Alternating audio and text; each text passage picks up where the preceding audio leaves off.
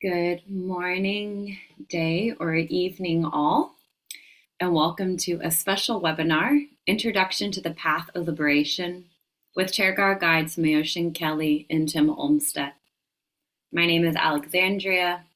I'm zooming in from beautiful Portland, Oregon, on the west coast of the United States, and I have the delight of being the MC for this event. Before welcoming our dear guides on screen, let's go over some of the features being used today. As you can see, the chat box has now been open.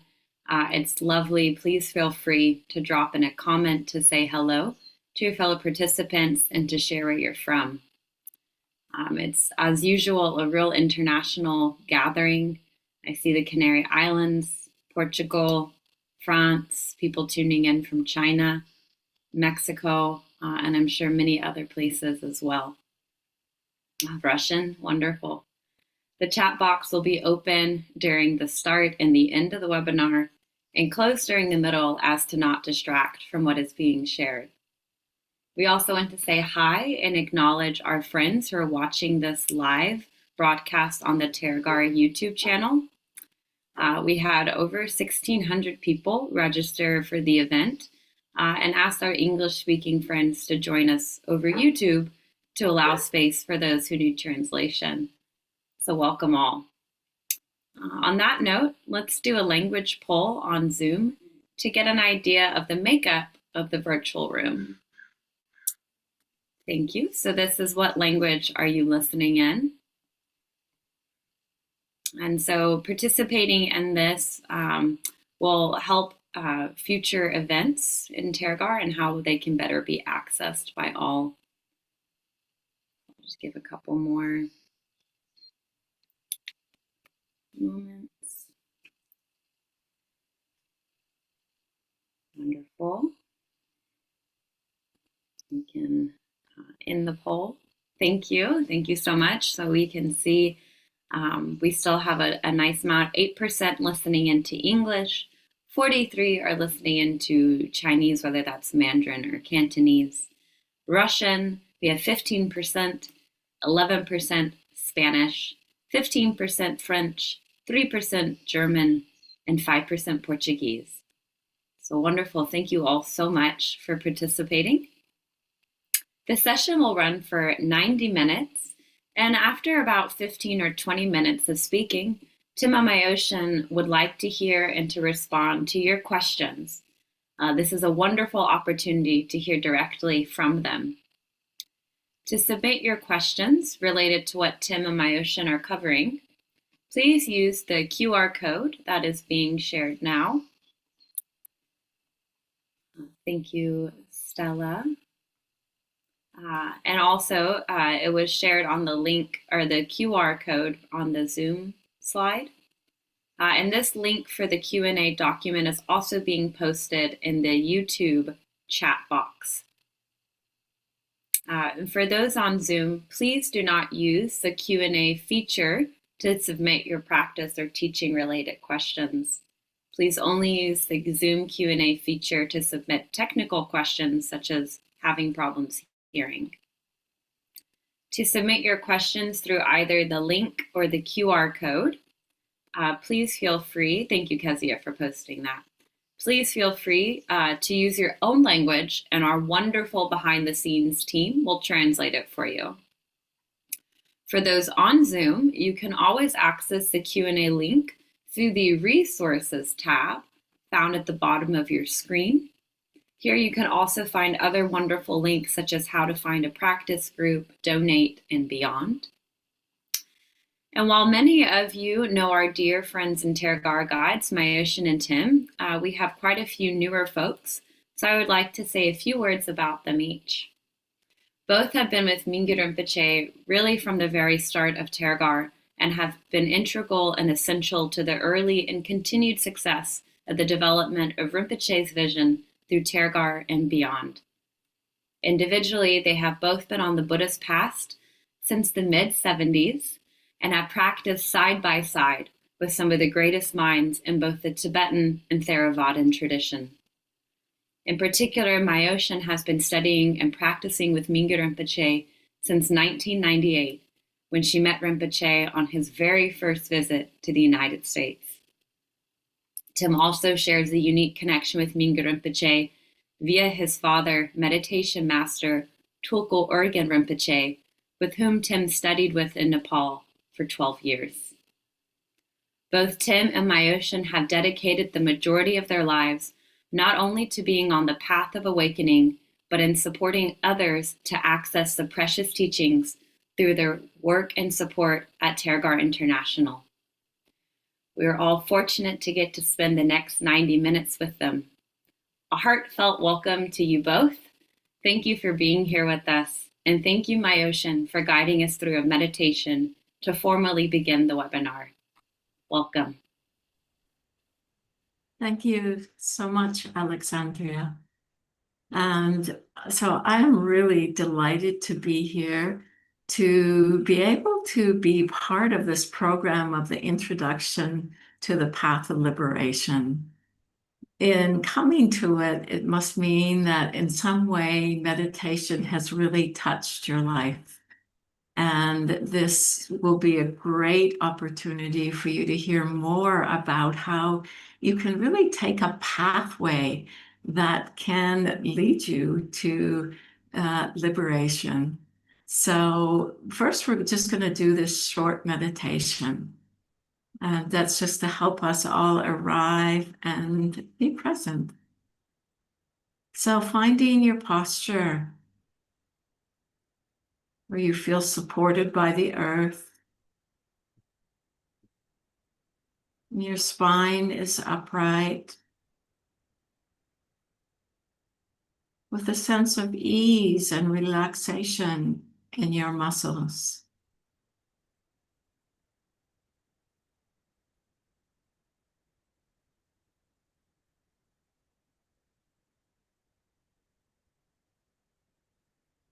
And just taking a few moments to feel the sensations in your body from your body posture.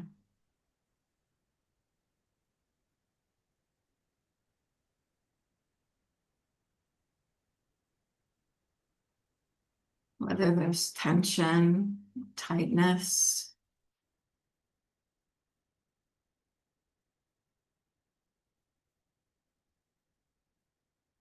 pressure, softness. It's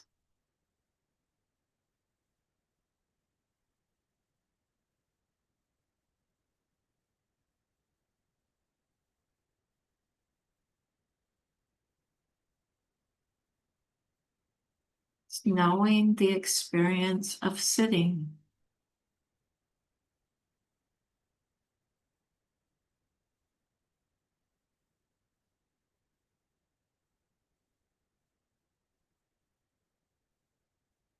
And then taking a moment to reflect on your own journey with meditation.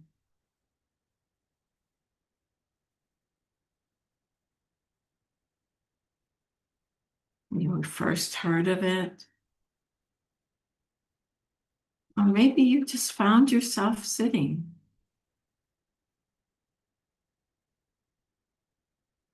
And felt at home.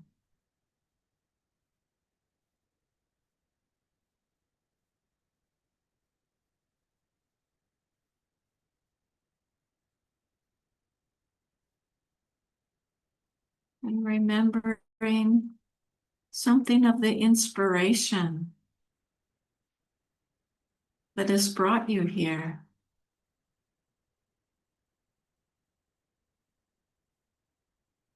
Whether it's a continued daily practice, a book, people.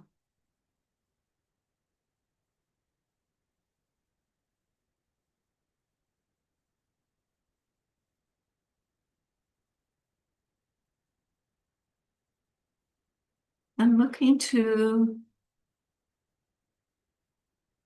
your own motivation to want to practice.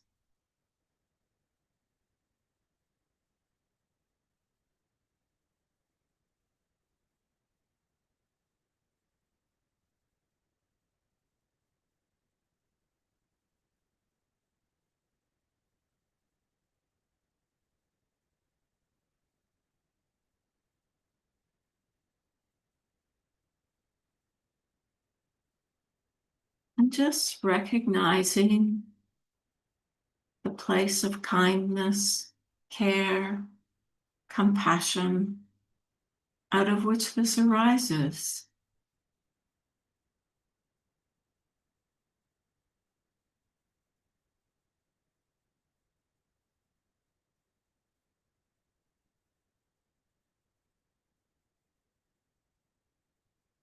And see if you can form a motivation for being here that extends this compassion to all beings.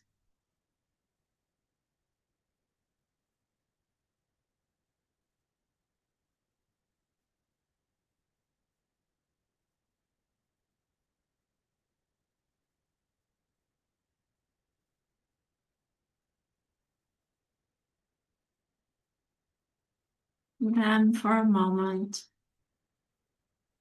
rest in open awareness by letting everything be just as it is.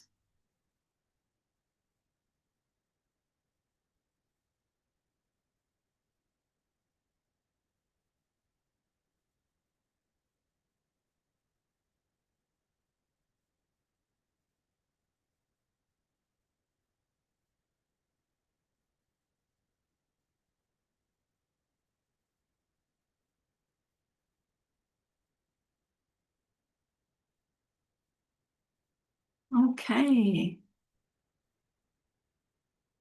So, again, welcome. And I'm really delighted to be here with Tim Olmsted, a dear friend and colleague. We've been in this together for a long time. Great to be with you, Tim. Thanks you, and you too, Myoshin, and welcome everybody. It's wonderful to have a chance to talk about the path of liberation, because as Myoshin said, we've been pretty much immersed in this for, I don't know, 15, 20 years, something. Yeah. Yeah, yeah, yeah. So I Okay. think what we're going to do is, and just what I thought we would do, Myoshin, is just have a sort of open conversation with a few leading questions. And then from time to time, just open it up rather than just us lecturing for 40 minutes or whatever. So where should we start? Sounds good. Yeah. Well, path of liberation. What's that, Tim? Yeah. So generally in the world of meditation, there are sort of two general approaches. The first is that we understand that whatever problems we might have is because mind is agitated. And when mind is agitated, we don't read the world properly. We don't experience a sense of peace internally. It's hard for us to really find the kind of well-being that we want in our life. And so in the beginning, the Buddha talked about pacifying mind and to find ways and methods to allow mind to settle down. And to do that, we use what we call a support. It could be breath or sound or body sensations, as you were just leading Myoshin. It could be almost anything to create a support to stabilize our mind. In the path of liberation tradition, what we're going to do now is based on that kind of mind. Now we're going to look inside and find the very essence of mind, the very nature of mind, the mind that is behind all of our experiences, the mind that experiences our world itself. So this is what we call a subject-oriented approach. When we talk about pacifying mind through the practice of what we call shamatha, calm abiding, we're using an object to help us. Here in the path of liberation, we're going right to the nature of mind itself. And the reason that this is so special or so wonderful is because when we access the very nature of our mind, at the same time in doing so, we access all of the qualities that are available, the abiding awareness, the authentic compassion, and the clear wisdom that is actually who we are. So this is why we would suggest that these teachings, these nature of mind teachings, are the kind of main event. We would suggest that the entire Buddhist tradition comes to fruition at this point. Yeah. That's great. Thanks, Tim. I'm kind of reminded of what it's like to have been introduced to meditation and coming for all different reasons where, that maybe we were just stress reduction, or people get in a lot of pain and they hear that meditation is really helpful. And one of the beautiful things, I think, is that we get introduced to something that we see is really useful in our lives. And then with that, when we start to practice more and more, we see more value in it. And then we might come to a place where path of liberation makes sense for us to do, where we really want to really dive into practice to recognize nature of mind that Tim is talking about, that this doesn't seem so far off or far away. We actually realize practice is a way of coming home to ourselves. And so, it just is so beautiful that Mingyur Rinpoche has laid out this path of practice through what's called the path of liberation. Mingyur Rinpoche's father used to use the most beautiful metaphor for the nature of our experience. He said, birds fly far from the nest every day, but they know how to come home at night. He said, we're like a bird who's flown far from the nest, but we've lost our way home. And our problem is that we're homesick. So to extend the metaphor, when we have the nature of our mind pointed out to us and that we stabilize that experience, that is what it means to come home. And then we can, the rest flows from that. There's a sense of natural peace, of natural confidence, of natural connection. There's a very, very basic sense of well-being that is present because we're no longer lost in the same way. It's really beautiful. This is so important in the tradition. Mingyur Rinpoche, this is part of what we refer to as the Mahamudra tradition or the Great Perfection tradition, or sometimes referred to it as Zokchen. So Mingyur Rinpoche's father, this was actually all he taught over and over again. He just had so much confidence in this path of liberation. At one point he said, I don't know what's wrong with me. I'm like a little bird, cheep, cheep, cheep, with the same song all the time. And this is what he taught. So Mingyur Rinpoche is sort of now offering this to all of us. It's quite an offering. Yeah. We're so fortunate. Yeah. At least that's how I see it. Yeah. Yeah. So as we do this, we can be going from meditation that maybe was very secular, and then as we go along the path and enter into the path of liberation, there are elements that come into it that may not have been present in what you've been doing before, depending on your background. This is where it brings it into a more Buddhist approach. And so there is elements of taking refuge in the Buddha, Dharma, and Sangha. There's triple gems. And with that, as we practice, we start to be chanting. Sometimes it's in Tibetan, sometimes some of it's in English, but we just start to move into bringing in Buddhist elements into what we're doing. An aspect of that is visualization, something we use a lot in our lives. And we might not even realize that we're doing it. And so the word visualization can seem like a big word, but it's using our imagination in ways where, that we just begin to imagine with an aspect is, I'm getting ahead of it probably here a bit, but of our teacher, our guru, and just imagining in a way that helps us to remember our true nature. But what I have always loved about the Vajrayana Buddhism is it actually uses all our sensory perception and brings that into the path of practice as we practice. And it's like really using that totality of our human lived experience and being able to practice with all of it.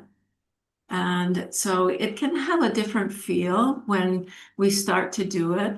I know that years ago when I began practicing, and um, I really didn't come to meditation to become a Buddhist. That was never in my mind.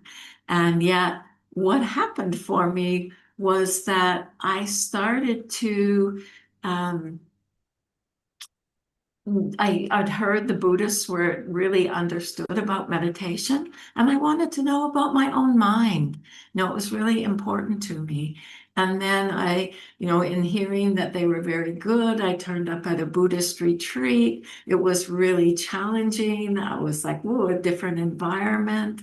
And yet the practice proved so valuable.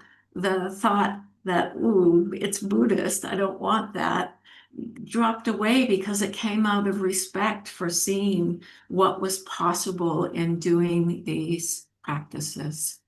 So there just is different aspects that are brought in, that if we've been doing the joy of living, the teachings have all come out of the Mahamudra tradition, but that we now bring in different elements that, again, help us to really align our hearts. I think it's one of the biggest things that I have found in being on the Buddhist path, that it really calls on me to commit myself to fully turn up in my practice, and gives me a context that's bigger than myself.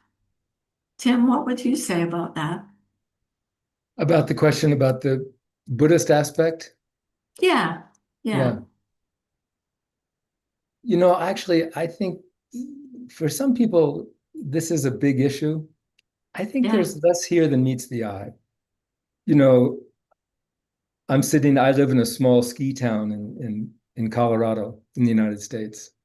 And our claim to fame is that we train Olympic ski jumpers. And I guess we've created a lot of Olympic ski jumpers over the years.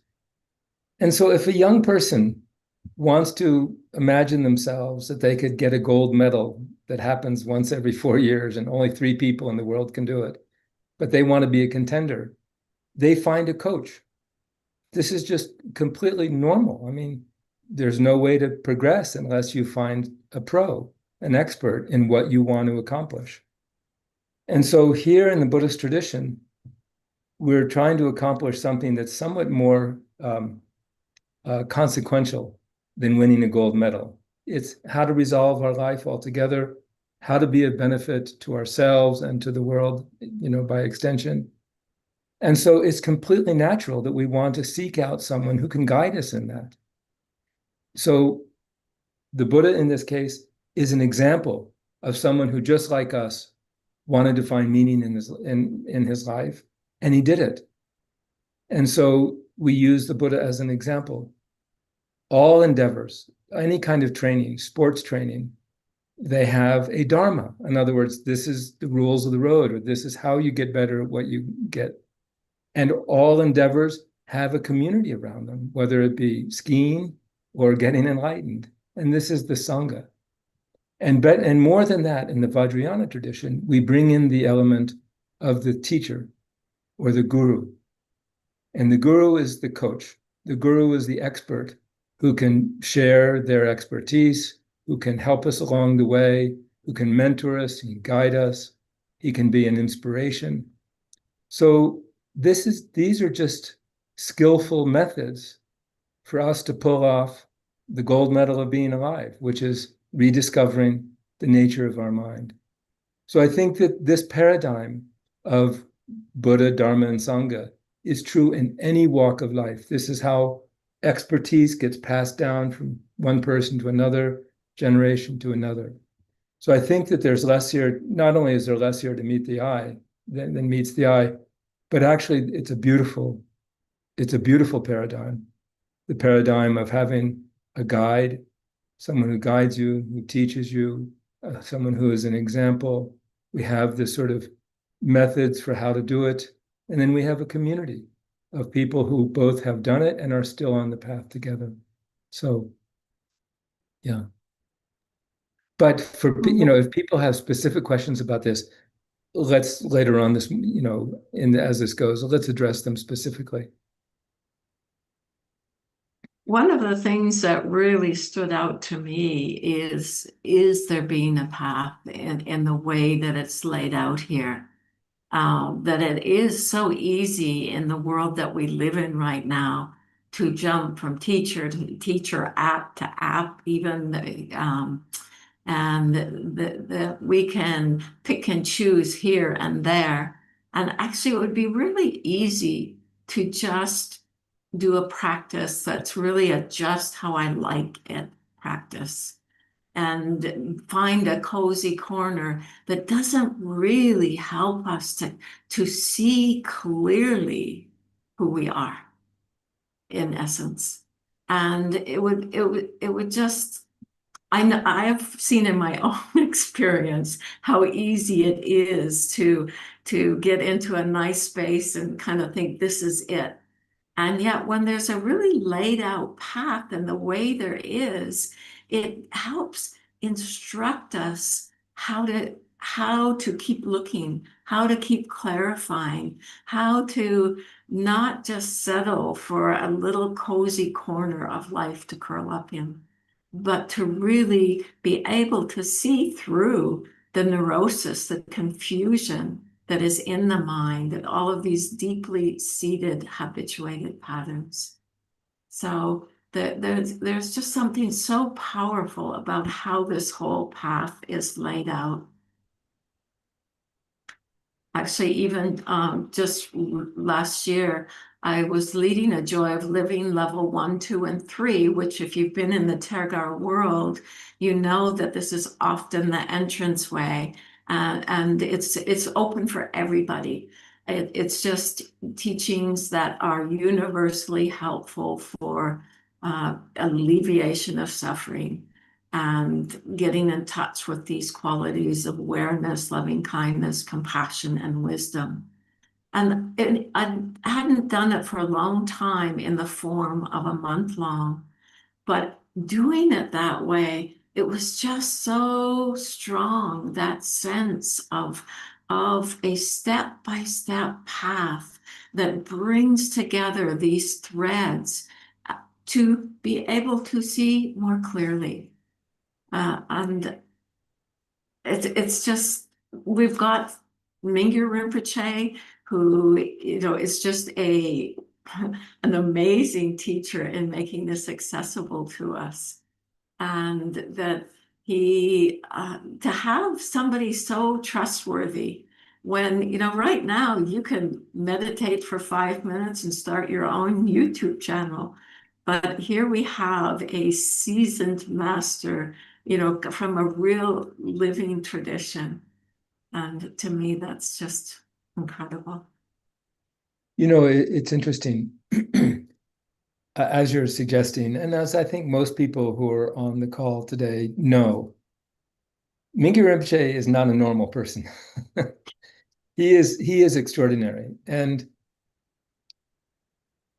we can get a lot of teachings.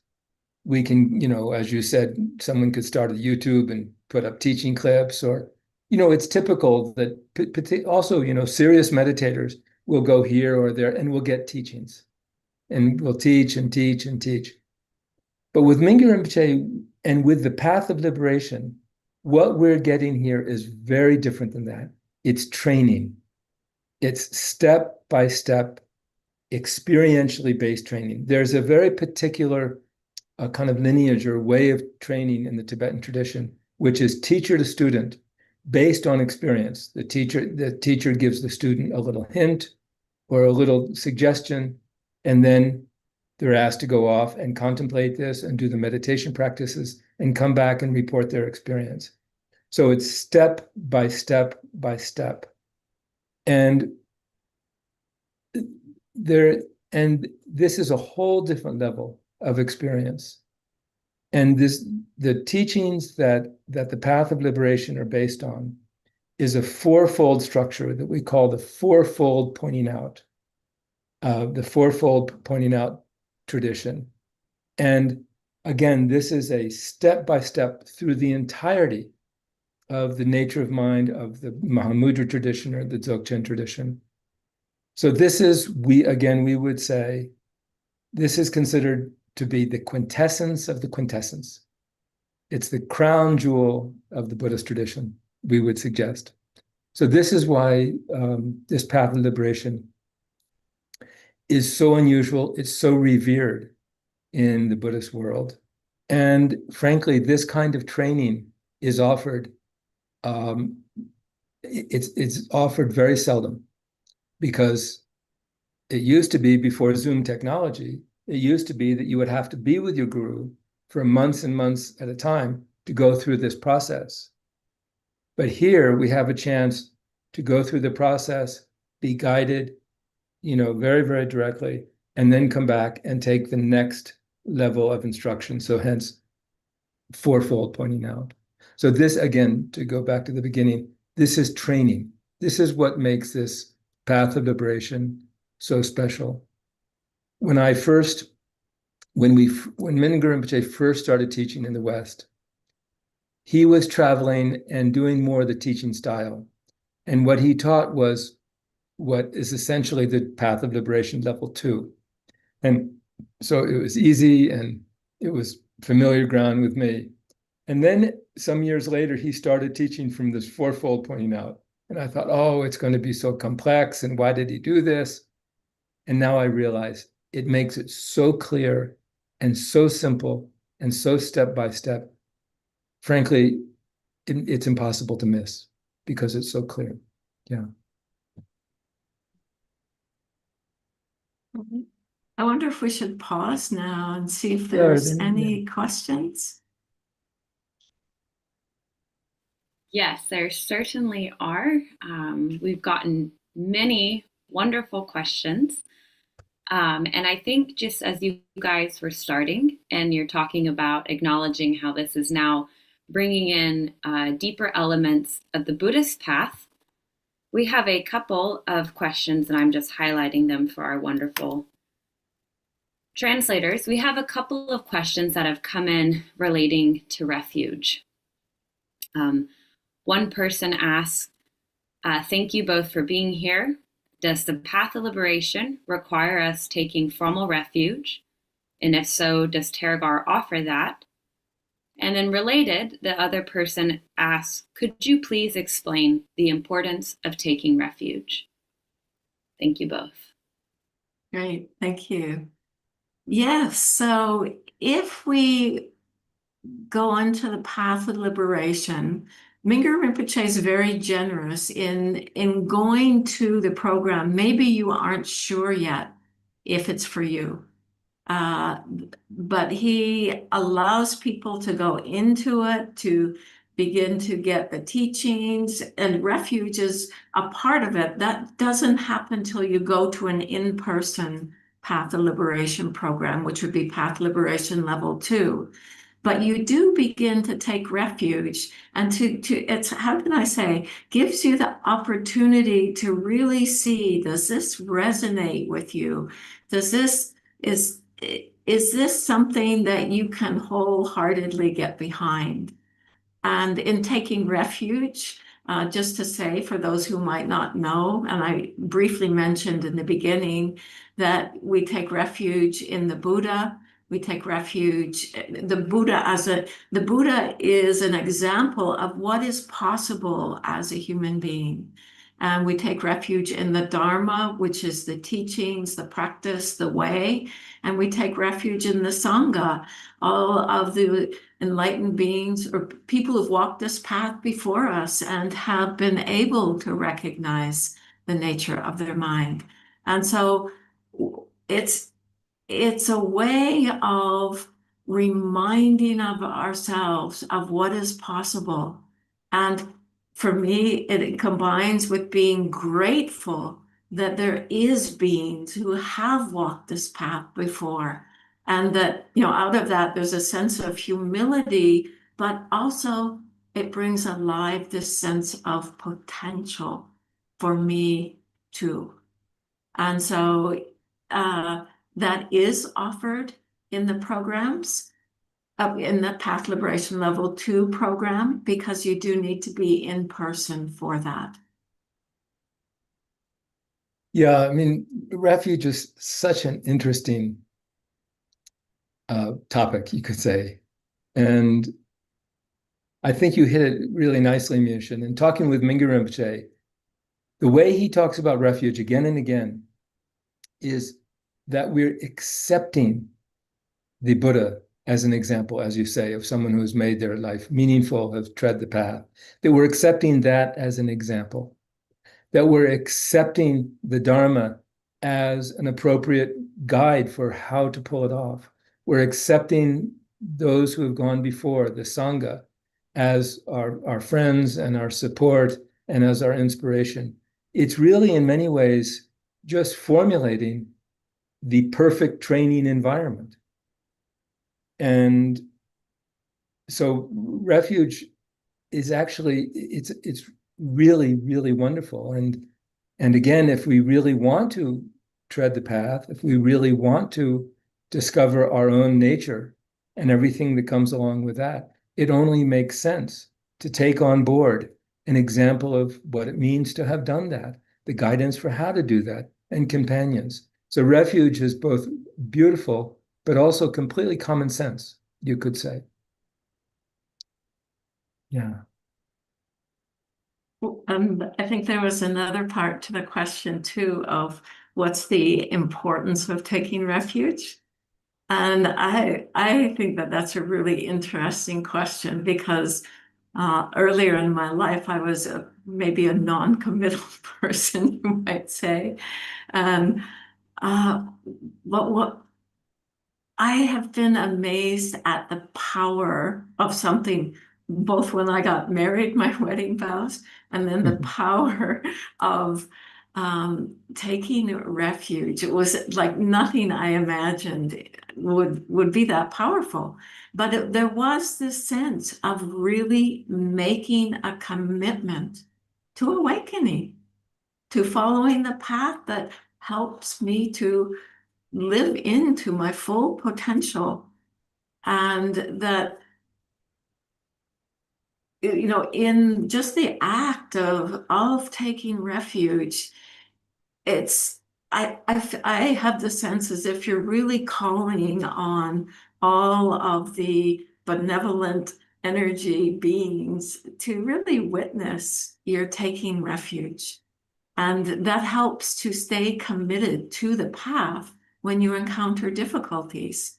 And I know even, at one point I was really struggling with something. And then I just got the image of all the people who walked this path before me. And it brought a lot of energy because I knew they had struggled. I've read stories of their struggles. And so it's like not being alone in this and knowing that others have gone this path before. Yeah, for me, taking refuge was, I don't know, it's like coming home. You feel like, okay, I'm in the right place. I'm not exactly sure where I am, but there's just something about it that feels right. And I have authentic companions. I'm on an authentic path. And so it has this quality of building confidence because we need confidence. This is a long journey and there's a lot of ups and downs. So as you say, to know that this path has been traveled by many, many, many, many great people in the past, and they've accomplished what we're trying to accomplish, gives us a kind of, confidence. It's the sort of wind in our sails, you could say. So Myoshin, we had Oh, Alexia, is there more? Are there a couple more questions? Oh, it's up to you guys. There are plenty of more questions, but please, continue as you like, Tim. Did we want to talk about the relationship between the joy of living and the path of liberation? Yeah, sure. I think that's a great question. So many of you know of Mingyur Rinpoche's teaching called the joy of living. And the joy of living, he doesn't say it so anyway, there's three components to the joy of living. This is a program that you can take online, occasionally live. And I think everybody knows about the joy of living. Mingyur Rinpoche presents the joy of living in what sounds like a completely secular way. But actually, the joy of living is the Mahamudra teachings on calming the mind. It's Mahamudra Shamatha. And then it's on the basis of that, then, that we go into path of liberation, where now we have an opportunity to recognize, access the very nature of this mind. So together, the joy of living and path of liberation make up the full Mahamudra training. So the joy of living is in three sections. The first joy of living course is about awareness and meditation. The second is about discovering what is there when we stabilize mind, discovering the compassion that is innate to us. And then the third is the wisdom that is innate to us. And this is the lead up. What we discover in the joy of living, at the very beginning, when we discover awareness, this becomes the golden thread that goes all the way through to the end of the path of liberation. And then once you've had this whole package, then we're very, very well trained. That's the whole banana, as they say in Tibet. So what else, Mish? Oh, what else, Mission? There's so much Um, to talk about here. yeah, there is so much to talk about. I mean, I think it's worth saying too that the Buddhist tradition is very vast. That there, you've had traditions come out of places like Burma, Sri Lanka, the Zen tradition, and so really it within Vajrayana, the Tibetan world, that there's said to be three yanas or three what do you call it? Vehicles. Vehicles, right? It's late at night for me to must help me Yeah. out. So the first is that of the Hinayana, and this really goes to the first teachings of the Buddha, the early teachings, and it's very much about taming the mind. Have we ever noticed that this monkey is quite wild? So we really learn to tame it, and out of that, there is a sense of refuge from it. And then we go into the Mahayana teachings, which are really where the teachings of emptiness come in. It's also where the Bodhisattva vow comes in, and that sense of blossoming. And then we have the Vajrayana, which Tim has talked a lot about, where it's recognizing directly our true nature, pure awareness. And so this there is so many different ways within the Buddhist world to come at it. And yet the Vajrayana path in itself, I myself practiced first in the Theravada for many, many years, and then went into the Zen world when I met a Zen master who was just so helpful, and then found myself practicing with the Tibetan Vajrayana teachers. And that I find that each tradition comes from a slightly different angle, and yet it's all teachings of liberation. And somewhere I just found myself most at home within the Vajrayana world, where I just felt so all-encompassing. And but we can all resonate in different places, and that's really fine. That's why it's beautiful. There's so many different ways of coming at this. Yeah, I mean, each of these traditions are, of course, fully authentic traditions, and just as you say, I mean, any one of them is tremendous. The special, I think you could say maybe the special presentation in the Vajrayana tradition is what we refer to as the view. In other words, how we understand life to be, how we understand ourselves to be. And in the earlier traditions, there is this idea of what we call Buddha nature, that are sort of a basic nature of who we are is basically good. This is the sort of gospel of the Buddha, you could say, that we are inherently good. In the earlier tradition, this is presented as a seed or a potential that, based on years of meditation practice and training the mind and appropriate activity, that seed may develop into full-blown awakening, you could say. In the Vajrayana tradition, we have this paradigm that is called taking fruition as the path, that we take the reality of our awakened state, which we would posit is already present, already fully developed. The only problem is that we're not recognizing it. We're looking out there and we're not connecting here. So this is called taking fruition as path. So in the Vajrayana tradition, and particularly this essence Vajrayana tradition, this essence Mahamudra tradition, essence Zokchen tradition that Mingyur Rinpoche is presenting, that inherent wisdom nature, our Buddha nature, is directly shown to us. This is what we call pointing out, that the teacher points out to us what we can't see right now. It is who we are, but again, we're distracted. We haven't noticed it. Somehow we've missed the mark. So in the Path of Liberation teachings, the teacher, in this case, Mingyur Rinpoche, points this awakened state, what it means to be enlightened, points it out to us. And then the rest of the path is for us to stabilize what we've had a glimpse of when it was pointed out. So this is why we would say, this is so special. And we have a saying in the tradition that says, knowing one thing accomplishes everything. The idea that when we know how to rest in our very nature, then all of our aims and desires are accomplished. Our own well-being, the ability to benefit others, this is all accomplished based on this one recognition of our own basic nature. This is nature of mind. So this is why, again, this tradition we would consider to be so special, and why the chance to have systematic training from someone like Mingyur Rinpoche is so unusual.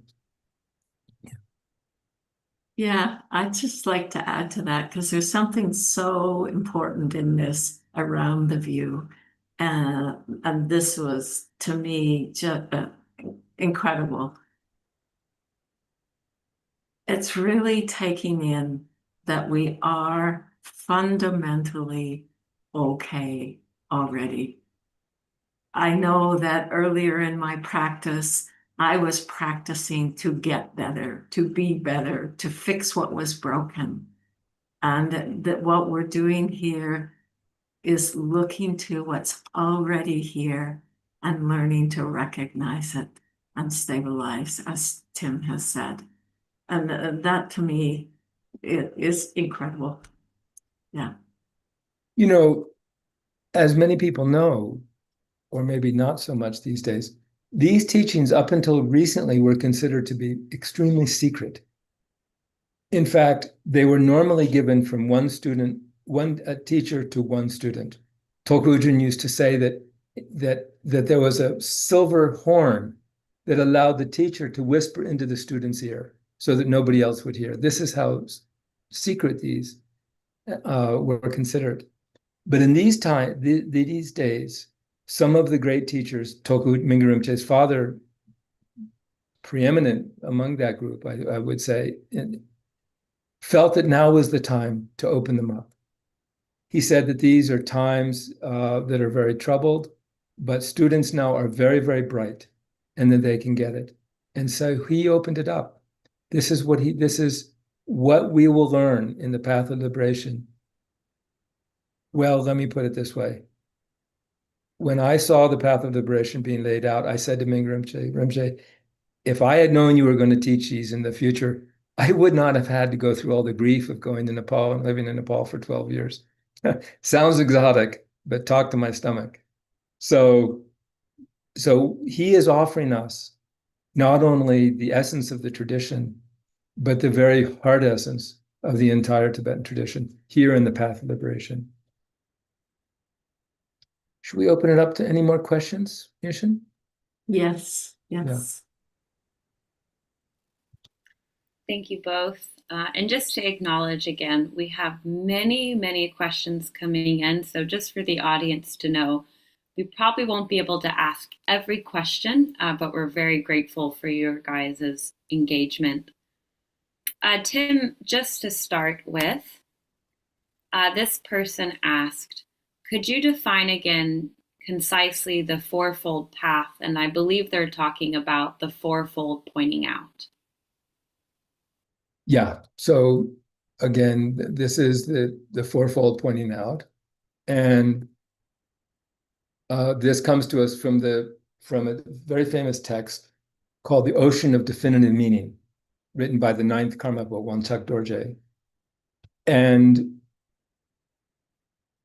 I mean, technically the 4 points are all phenomena are mind is emptiness is spontaneously presence is self-liberated. Those are the 4. The first, third, and fourth of these presentations can be done online. And by the way, I think on July 13th, there's an online level 1 being offered. So the idea is that you take the teachings, then there's homework, do this, meditate on this, contemplate this for a certain number of hours, and then we're ready to take the next level. And then Mingyur Rinpoche will come back. Well, Mingyur Rinpoche every year travels and teaches in various parts of the world. But wherever you are, he'll be nearby at some point in the next year. And then people can go. And then he'll give the level 1 and 2 together. So you can either take the 1 as a standalone and then take the level 1 and 2 in person with Mingyur Rinpoche, or you can just take the level 1 and 2 in person with Mingyur Rinpoche, then do the homework, go on to level 3, do the homework, and go on to level 4. I don't even know if that was a question.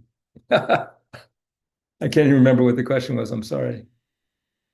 No, you not only answered the question, you also definitely touched on and answered some other questions that people were sending in.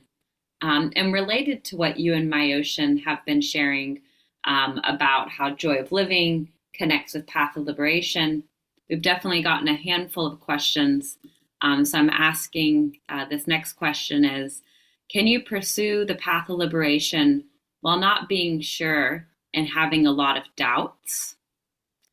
And then related, if someone feels that they still have to practice joy of living 1, 2, and 3, even after finishing the homework, is it good to step on the path of liberation?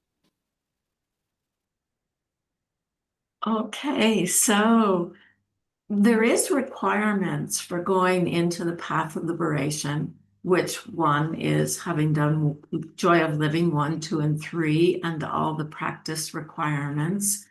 Another is having done full Nondro with another teacher. And these are or.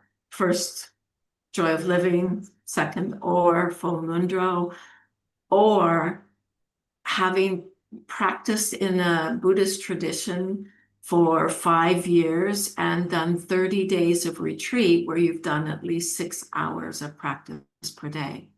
So that's how you actually qualify. And then it may be that you still have doubt, that you're not really sure. And yes, if you meet those requirements but feel like you would like to check out, then yes, you can certainly come. And I'd like to say that one of the most interesting places of practice that I have found is where there is a rub, where there is doubt. And one of the things that we learn about doubt in practice is we don't have to be stopped by doubt. We can get so lost in the thinking about, it's like you become an armchair meditator and you're just sitting back and you're just trying to figure it out rather than getting in there and doing it. So I would encourage you, if you do meet the requirements, you have doubt, go into it wholeheartedly and just see how it goes for you. That because if you just are trying to figure it out in your mind the whole time, you're not even going to know what's being pointed to. But if you go in there with an openness, a curiosity, interest, could this be for me? And, one of the things I have learned is that I don't know how any practice works unless I let go of that doubt and just give it a try. And so I'd encourage you to do that if you feel inclined to. I think doubt is actually the path itself. Yeah. I doubt that I have enlightened nature. But as you're saying, take that doubt, and then that becomes the fuel of the path. My first teacher used to say, doubt is right at the edge of wisdom. That's how we get to wisdom. And here in the path of liberation, we are going to places we don't know how to get there unless it's pointed to us.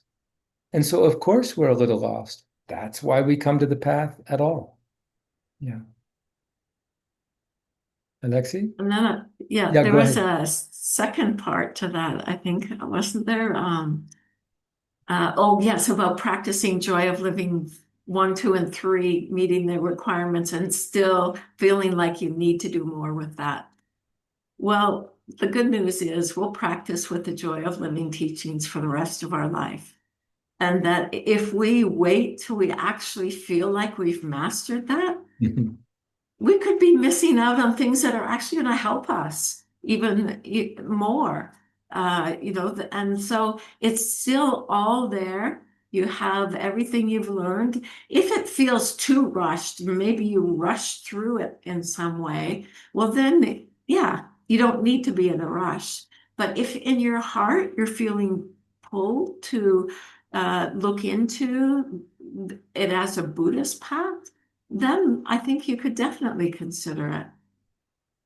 So in a sense, too, looking to see what feels right for you. My experience with the joy of living is that the joy of living is actually even more compelling for older meditators, people who have practiced in various traditions, because it all comes to roost. And Mingyur Rinpoche introduces, without telling, well, he does sort of say it, this subject-based approach to meditation. In other words, to discover the meditator, the speaker, the emotioner, as he says. So the joy of living is a fantastic foundation. Yeah.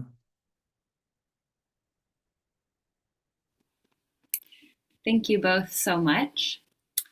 We've had a handful of questions come in around Mahamudra and Zokchen, but the one I'll read references something you said, Tim, in today's session.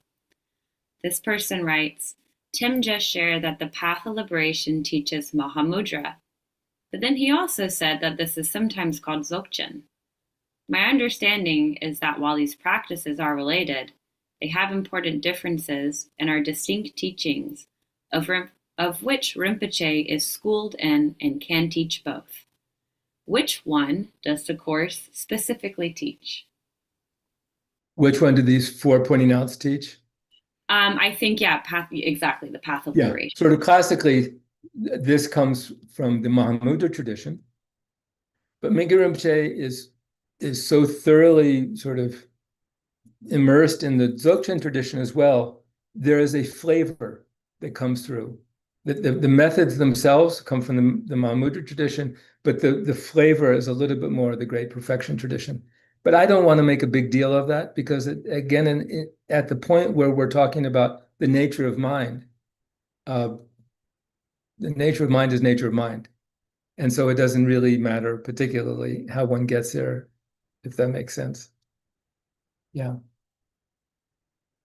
The hallmark, one of the hallmarks of the Mahamudra tradition is that it has this very precise, very clear step-by-step progressive training aspect. Dzogchen tradition, not so much. Thank you. And related, somebody else asked, are Mahamudra and Zokchen traditions both within the wider Vajrayana tradition? In the Vajrayana tradition, we say there's 3 great views: the Mahamadhyamaka, the great middle way, the great seal, and the great perfection. So just loosely together, this is often referred to as the Vajrayana tradition. But if we get into details, it gets a little squirrely. So generally, yes.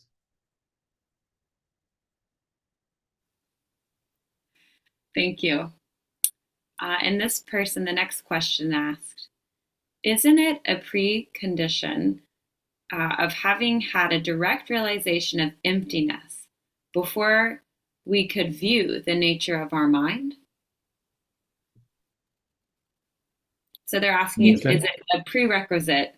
Yeah, is it a prerequisite, having a direct realization before we can see the nature of our mind? Well, I'll see what you say, Tim. Yeah, what comes to mind is emptiness is half of it. So it's a union of emptiness and clarity. So yes, and we do look towards seeing directly emptiness. But this is not a prerequisite for taking the path of liberation. Oh, no, not at all. No. You're right. In the Mahayana tradition, there's more emphasis on the empty aspect. In the Vajrayana tradition, there's more emphasis on the expressive aspect of what we have discovered in the Mahayana. Yeah.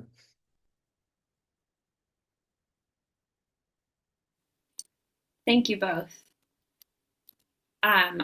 We've had quite a few questions kind of come in around the practice requirements. What really does it make up, to be on the path of liberation? So this first question is, thank you. Could you explain the daily requirements of path of liberation? I have a meditation practice already, and I have a job. I'm wondering about how much time and what are the basic daily practices? This is probably the time to bring in a little bit about the 2 different tracks. So when you enter the path of liberation, if you do path of liberation online, you would begin with Nectar of the Path. Now, this is a liturgy that Mingyur Rinpoche wrote just before he went on his wandering retreat. And it's a complete practice. And it has all the essential components. And it's something that one can do amidst a busier daily life. And that can be done right from level 1 to path of liberation level 4. It's broken up into the 4 levels. And then there is another track, which is to do the four, yeah, here we have it coming. We have the preliminary practices, Nundro track. And this is a much more extensive track that requires a lot more time in a day to, minimum one in the beginning, later on, actually 2 hours of practice in one practice session. And it too goes from level 1 to 4, and it takes much longer to go through the Nundro. And for many people, they're really drawn to really want to spend that time with these practices that have been done for generations. And then other people, because of the busy life, and that can also because you actually do better with a simpler practice for some people, that nectar of the path would be your practice. Both tracks all have the nature of mind element in them. So that's there for both of them. And then both can go on to Path of Liberation level 5, which is the White Tara practice.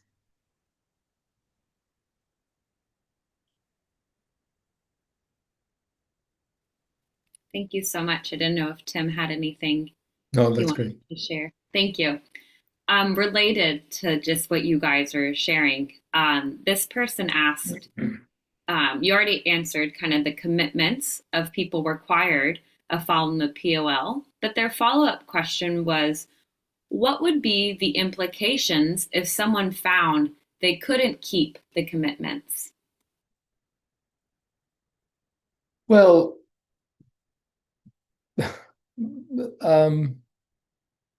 they're really the commitment. The commitment is to ourselves. The commitment is to ourselves, that we make with ourselves to do the best we can to actualize what's possible in our own life. That's the commitment. We're not making really a commitment to anybody else here. So this idea of commitment is talked about differently in different places, but here, this is an offering to us. And the commitment is the commitment to ourselves if we want to take it. If at some point we find that we want to, for instance, if we're doing Nundro and it's just too much, and we want to go back to do Nectar of the Path, that's fine. If for some reason we decide that to do something entirely different with our life, that's up to us. So yeah, that's the commitment.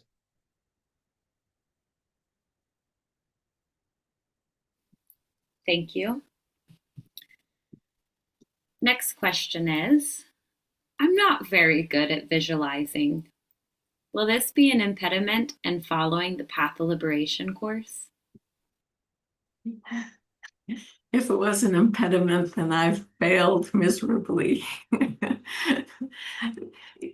We've heard, if we've been listening to teachings from Mingyur Rinpoche about that there can be different types of practitioners and things come more easily. That some people can visualize easily. Some people, speech is really important. And some people, a felt sense or feeling is what's most easeful. And so through doing the practices, we discover what's most easeful for us. And that's really our connecting. And of course, it might mean that we get a strong feeling, but there could be some form of visualization that comes in and out. So we still are training the minds, but we don't have to be a good visualizer to do this. But it may be a capacity that we discover that actually can grow as well.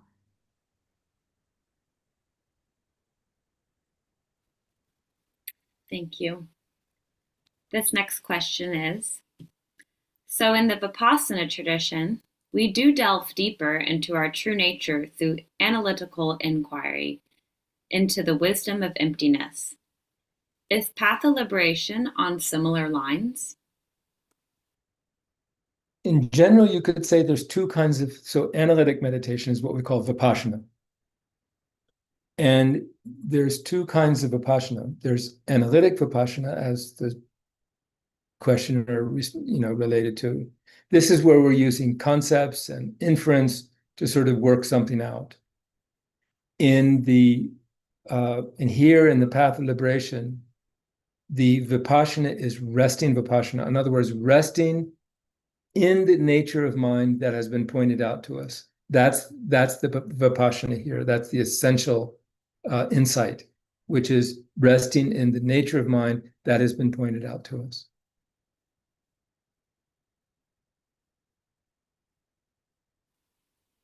Thank you, Tim. This next question is on pointing out instructions. Mm. When receiving the pointing out instructions, how do you know you recognize the nature of mind rather than thinking you recognize it? One time, someone was talking with the wonderful, wonderful, wonderful teacher that we all love, Myoshin Rinpoche.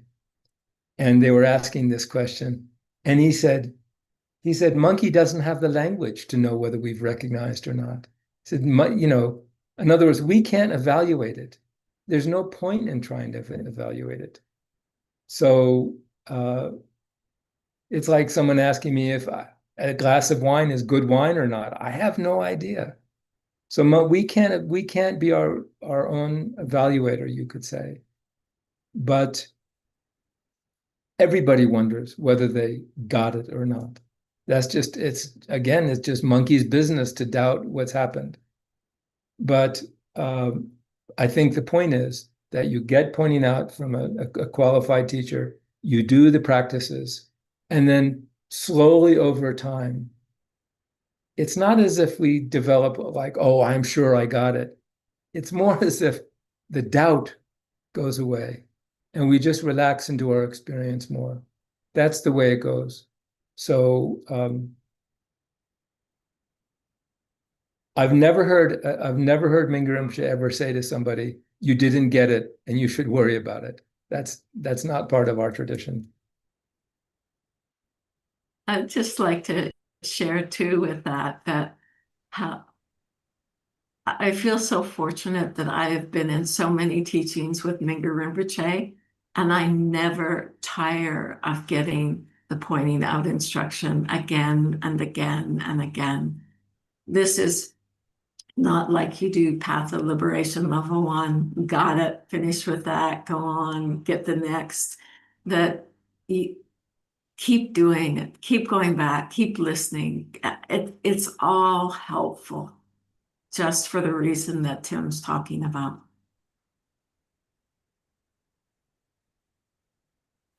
Thank you both.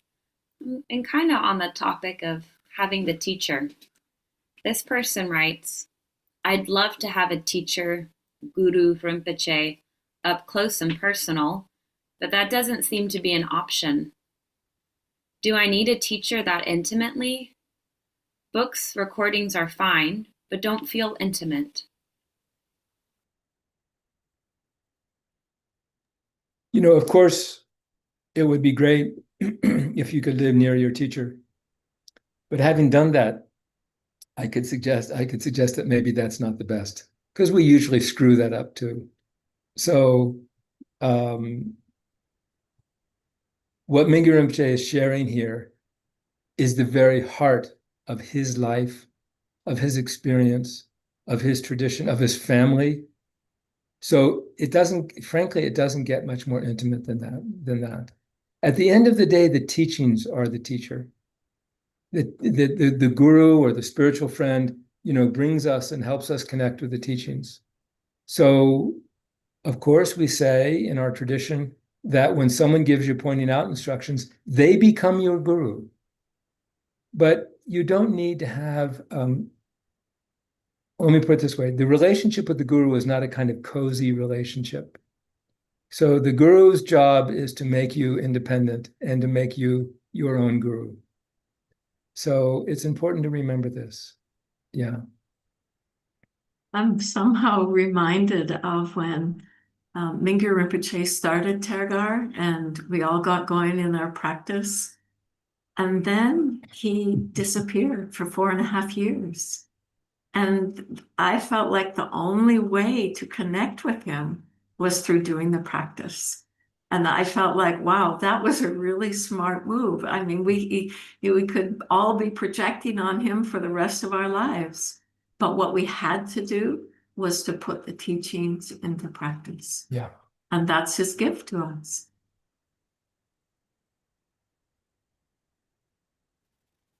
Thank you both so much. We have some questions around this topic of people who've been in the tradition for some time. This question was originally posted in Spanish. They share, I have been practicing Buddhism for more than 20 years. Can I also do the path of liberation? Yes, why not? Of course. It's about time. Yeah. Maybe I'm missing something in the question. Myoshin, what do you think? Well, the only piece that I could think of why not is if you have just dabbled within Buddhism and haven't had a sustained practice, that a part of that is having done 30 days of retreat. So, but if you have done that, and that's where you practice 6 hours a day, but if you have done that over 20 years, please come. You're very welcome. Yeah. Thank you. And this next question was posted in Russian and maybe is touching on the other end. They ask, what age is appropriate for this program?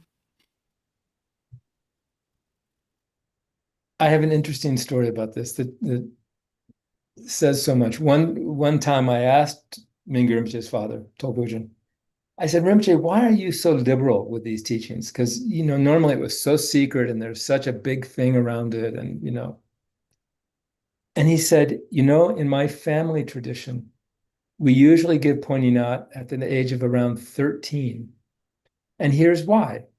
He said, if a young boy has never met his father, which is not unusual in the Tibetan tradition, the fathers would often be, traders and away from home.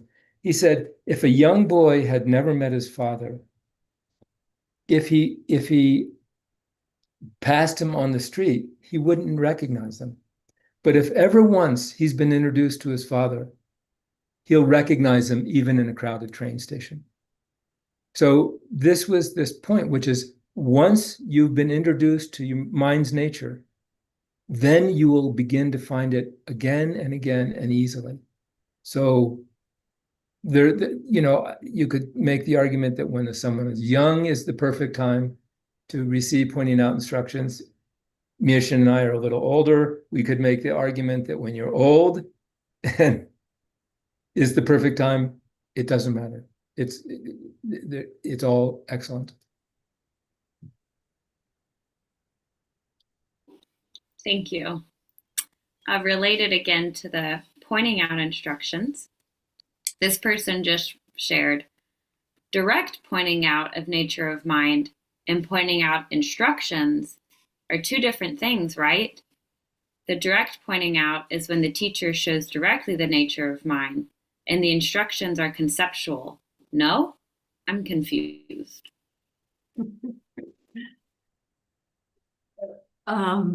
There is a direct pointing to the nature of mind, and we can use concept to turn our minds in the right direction. So that's how I see it anyways.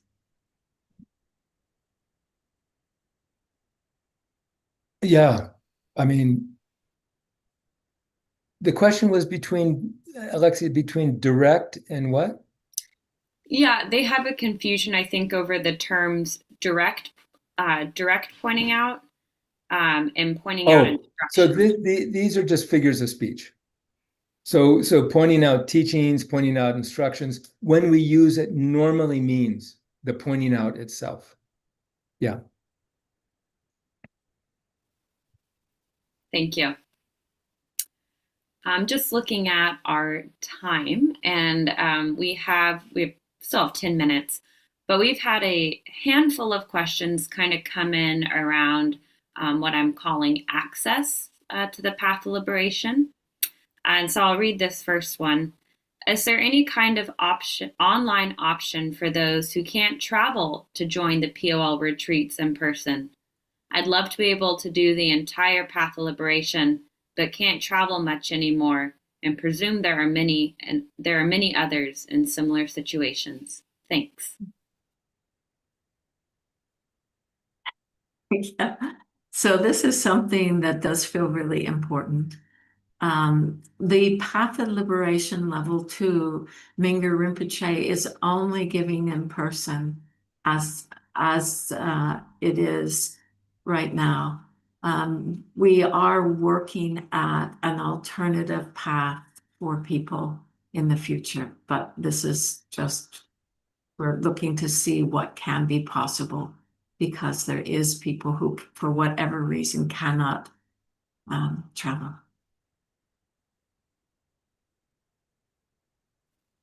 Thank you. And this next question is, when will the next POL 2 in-person events be held, and how long do they last? Preferably in the United States, but wherever. I don't know, Myoshin, Alexia, do you know, has one been scheduled yet? Well, the next one, POL 1 and 2, is in Germany, I believe, in just a few weeks.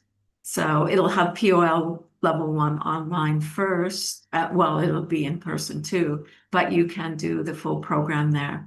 And so I think usually POL 1 and 2 is about 5 days, is it? So, Yeah. 5 or 6 days.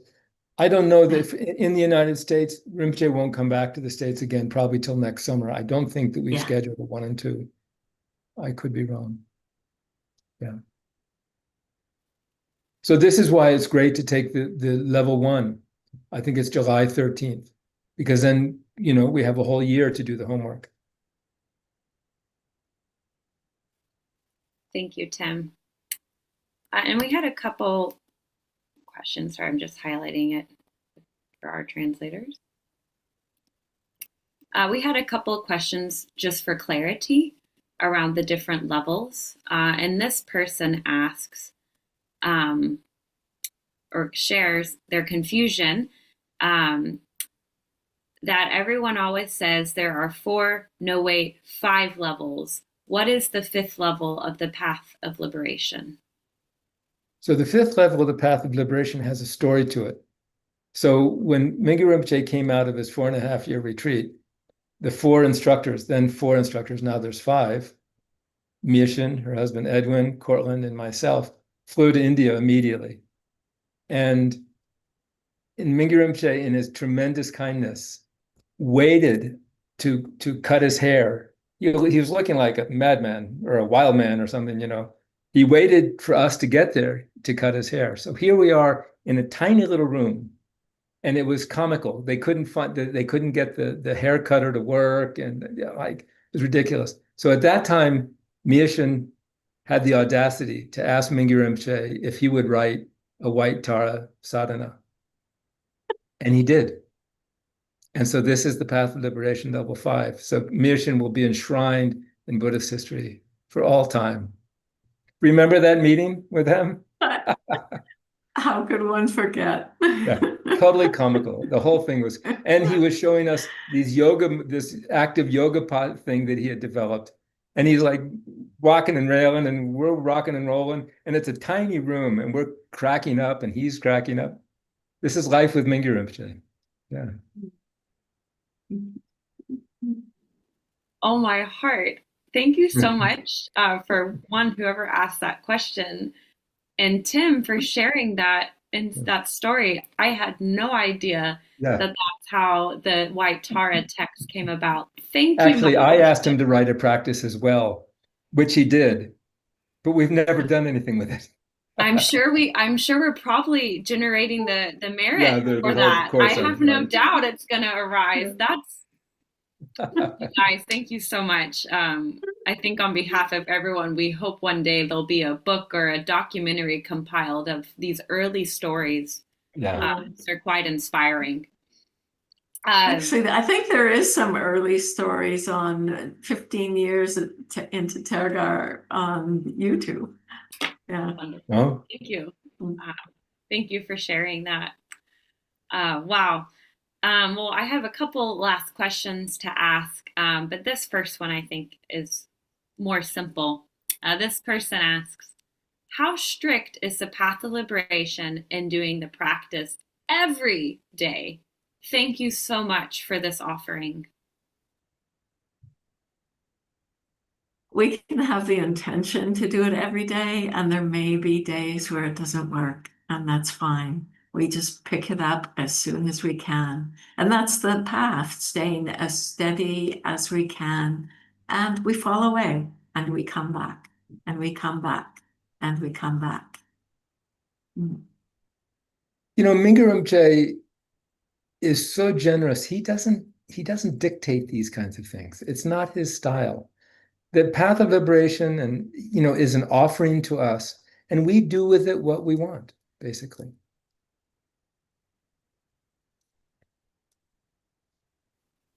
Thank you both so much. And perhaps maybe our final question, but of course this is up to you guys. As this person writes, do you have any advice for Joy of Living practitioners who will be doing a Path Liberation retreat and taking refuge in the coming months?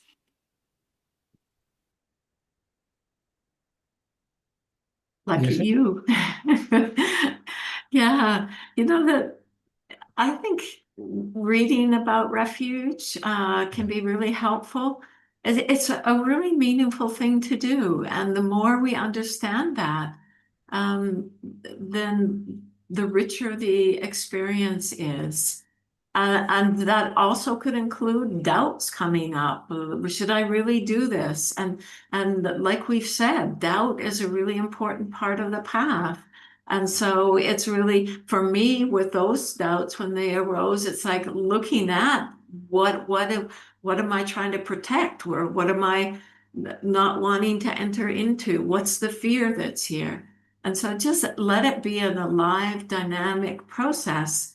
And given that you'll also be at a retreat where nature of mind teachings are going to be given, then I think it's really great to stay steady in your practice.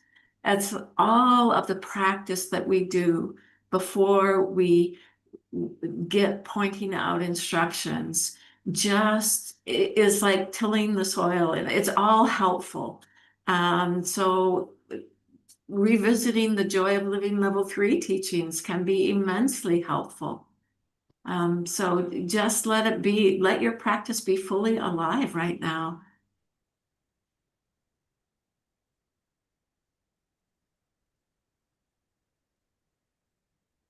Beautiful. Thank you, Myoshin. Tim, would you like to share anything with that or take a final question? Let's take a final question.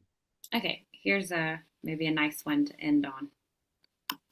This person asks, how is it possible to enroll for the course of the Path of Liberation? Oh, if this has something to do, yeah, this is Myoshin's question. Well, I think, tell me if I'm wrong, I think we go to Tergar events, and then all the events that are presently enrollable are there, and just do it on the website. Am I missing something, Myoshin? I think it's pretty clear. No, Yeah. I think that's pretty clear. Yeah. Yeah. Yeah. Yeah. And if anybody has any questions about anything, write an email to Myoshin. She takes all the emails. I would No. really like to encourage people, if you are in the place where it's feeling right for you to do this, the Path of Liberation Level 1 coming up. This is the only time this year that is going to be offered online. And as Tim said earlier, these are precious opportunities. They don't come around, and we never know the course of our own life or anybody's life. So when these opportunities come around, it's really helpful to go for them. Yeah. And also, just if you're not in the place of being ready for that, that there is a program on Beyond Illusion coming up, just I think on July 4th to 6th. Again, do the exploration, keep alive what it is that we're actually looking to with nature of mind, and all the teachings we get, the practices help us to do that. Yeah. Well, wonderful. Thank you, Myoshin, for doing this together. Alexei, thank you. Yeah. And thank you, everybody, for your excellent questions and your participation. And I'm sure we'll see each other again and again. That's the way this goes. Yeah. Yes, thank you, everybody, and to all our translators and people behind the scenes.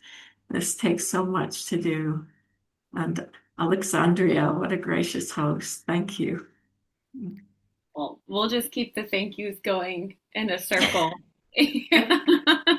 Which is, to be full of gratitude is a wonderful thing. So really, on behalf of everyone in attendance, both here on Zoom and on YouTube, a thank you, Myoshin and Tim, for being here with us and for sharing not only your understanding and encouragement, but your warm hearts. And Myoshin, thank you for staying up into the late hours of the night to join us. I'd also like to thank the incredible team of humans working behind the scenes together to make this event possible. Thank you to our wonderful translators, Anna, Apple, Donnie, Helen, Soya, and Virginie. You guys are the bridge for many to connect, and we thank you for your efforts. And thank you to my team, Kezia, Ziva, Stella, and Jim. These are the ones supporting me and who really make this event as smooth as possible. And thank you, Kezia. Not only has she opened the chat, but you can see both the links to the Tergar events to be able to search the whole of Tergar's offerings. Also, the link to register if you meet the prerequisites for the Path Liberation Level 1 happening in 2 weekends. And also, for anyone to join the Beyond Illusion. This is a really special event with Rinpoche.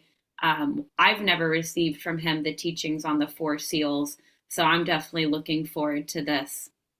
And finally, a heartfelt thanks to all of you, our wonderful, amazing participants. There would be no need for a webinar without you all. Thank you for showing up, for engaging, and for being part of this community of like-minded hearts. A gathering like this is rare and precious beyond words.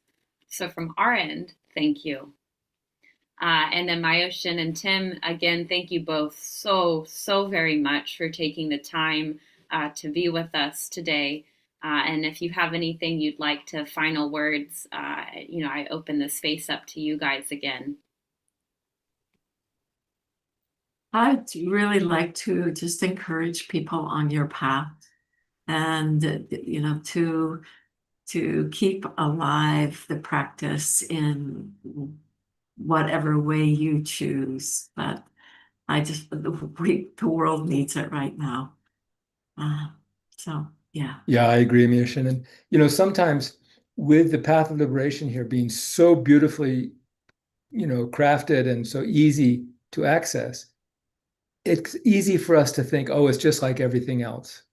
And it's not. This is really, again, this is the quintessence of the quintessence. So I really encourage people sooner or later to move towards taking path of liberation. Yeah.